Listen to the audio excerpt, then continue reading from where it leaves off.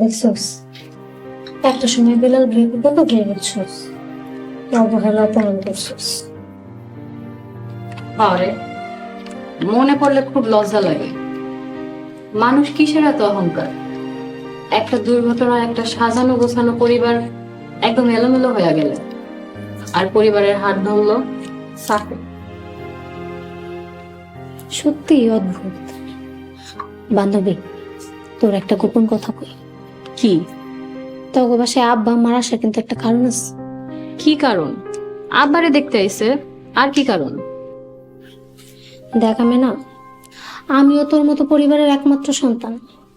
আব্বা আম্মা অনেকদিন ধরে একটা ছেলে খুঁজতেছিল, গরিব কিন্তু চরিত্রবান, সৎ আর নামাজি। বিয়ের পরে যদিও সে আমগো বাড়িতেই থাকবো। তার মানে কি ঘর জামাই? হুম, এই বিষয়ে কথা কইতে আব্বা আম্মা তোকে বাড়িতে আসছে। আমগো বাড়িতে কেন? আমার তো কোনো ভাই নাই, তাহলে আব্বার কাছে কি? আছে বান্ধবী আছে। তুই বুঝতে পারতেছিস না, একটু ব্রেনটা খাটা, তাই বুঝছি। বেলাল?